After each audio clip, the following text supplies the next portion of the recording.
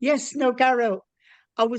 I got a beautiful picture of the girls on Facebook the other day. And it looked like they're really well. How is the family? Yeah, How thanks, is Wendy. Yeah, we are all well. My family are all good. Um, Dada is busy trying to keep the home. The children have grown. Not unlike when we were in Lancashire, they were small children. Now they have grown. The two girls, yeah, our elder daughter, Gelwa, is working with the French embassy. When we were in Accrington, she took up French language in St. Christopher's. And we were thinking, wow, what a waste of time taking French language. All goes planned. When we came back to PNG, and there was an advertisement from the French embassy that they wanted to recruit an administrator. So our daughter applied, and she got the advantage because she can speak not fluent French, but she can understand French. So now she's working, she's working with the French embassy as the senior administrator and the protocol officer. Yeah. Our second daughter, Gima, is she's doing I think, she's employed as the imaging with the medical field with the Pacific International Hospital. And this will be a second year doing working with the Pacific International Hospital as the radiographer. Our two boys, Elijah is just finished grade 12. Unfortunately, he didn't make it, so he's upgrading. And he's just finished upgrading, so he's doing his accounting first year. Very good. And he will be tall, yes? He's taller than me, and he's got a he's towering down myself and Dada. Our last born is Benjamin Oswald Kilagi. Yes. Benjamin was born in Blackburn Hospital. Yeah. And so his middle name is Oswald, and that's named after Oswald Tusto. Yes. He's doing grade 8 in primary school. Very good. And how's Dada? Dada is okay. She's keeping herself busy at home. She joins the women's ministry from time to time. She also joins the PNG Council of Churches. So she's keeping herself busy, and of course, getting ourselves prepared for the transition when the leadership changes. Very good. Oh, thank you for sharing that. That's wonderful. Good. Thank you, Wendy. Garo, could you just paint a picture of how life is in PNG at the moment? I know before we started recording, you talked about a fuel crisis, but we hear of troubles and challenges. So if we're praying for you and for PNG, what are the things we need to be aware of at this time? Yeah, thanks, Phil. PNG is very challenging at the moment. Unemployment figures are up. There is looming vote of no confidence in the Prime Minister. And so there are those challenges. And of course, the discipline forces are not united with the government of PNG. So it's very challenging. That gave opportunity for unemployed youths to cause a lot of disorder in the community and in the city. We also have youths migration of people from their local villages down to the city. And when they come in with the tribal warfare issues. And so they use the city to resolve or solve their conflicts. So it's very challenging in the city. Apart from that, the church is working very hard to bring peace and harmony in the community. So there are outreaches and crusades everywhere in the city. And of course, economic is dropping in PNG. Inflation is increasing. Prices of goods in the shops just too much for ordinary people.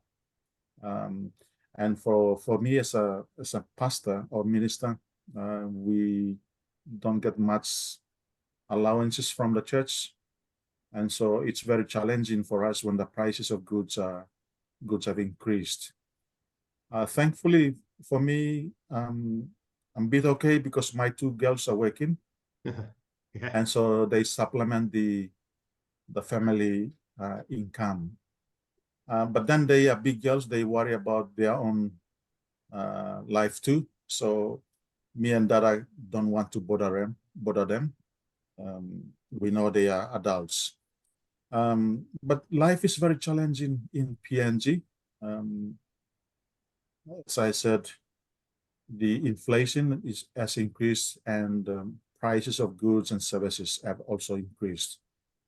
So in terms of income, it's very challenging when the prices of goods have increased.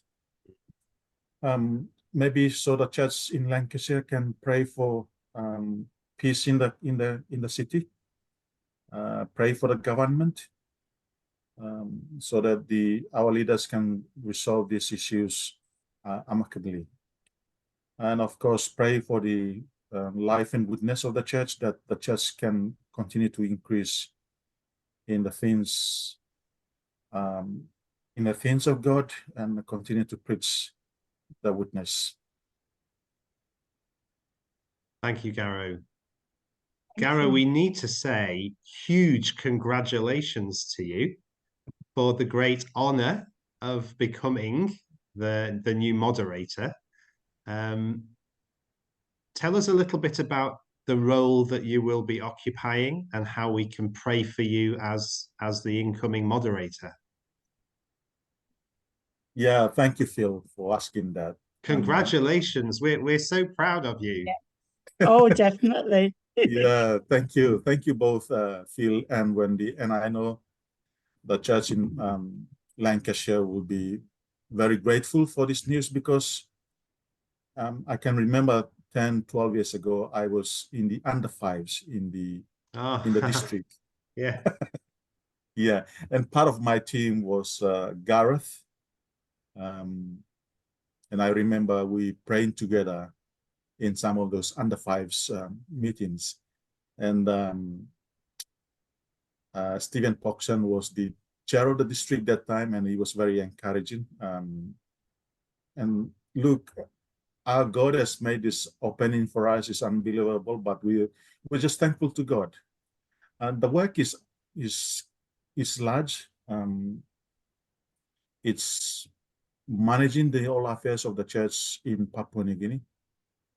We have the United Church as 11 bishops right across Papua New Guinea. And bishops is equivalent to the chair of the district. Yes. And like you feel. So the work is enormous, and there are some parts of the country that the church is vibrant, but there are some parts of the country where the church needs encouraging and support. So we in line with that, we need your prayers for courage, and of course, health and safety would be again one of those prayer points. But the challenges of United Church are huge, because United Church in Papua New Guinea is independent. And so in terms of finance, we are looking at the people to give their levies to sustain the work of the church. From time to time, we have our international partners like the British Methodist Church, Uniting World in Australia, and of course the Methodist Church in New Zealand. We don't want to ask them for financial help, but when they remember us, they give us some help. Lately, we received a grant from the British Methodist Church. I think it's from the World Mission Fund to help us do capacity building. One of the areas of concern that I have is to help or get help from our partner churches to have somebody to come and help us with our master's program in Rarongo. Yeah. Wendy and Tim have gone to Rarongo and they visited Rarongo. Yeah. We are struggling with someone who has PhD background to come and help us supervise the master's program. And so at the moment, because we don't have one, the master's program is being put on hold until we have maybe a mission partner who can come and help us supervise the master's program. While talking on Rarongo, Rarongo infrastructure has gone, I think, almost going towards zero. Because when I left, 2 new principals after me took over, and they didn't maintain the infrastructure of the college. And so thankfully, Wendy and the team visited when I was there, and there was another team led by the outgoing district chair. I Paul think it was Davis. Paul. Yes. Paul Davis, yes. Paul came with Carolyn and Janet. That's correct. Yes. And so when I was still there, they came and visited, and they were giving some support to Rarongo. But when I left, everything dropped, and the college principals couldn't maintain the infrastructure. So Rarongo is falling apart in terms of infrastructure. That's sad to hear. Yeah, it's very sad. So we will continue to perhaps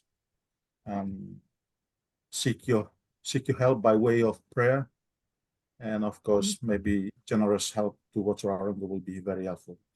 But Phil, my vision towards Rarongo is because United Church in Papua New Guinea is the largest in the Pacific.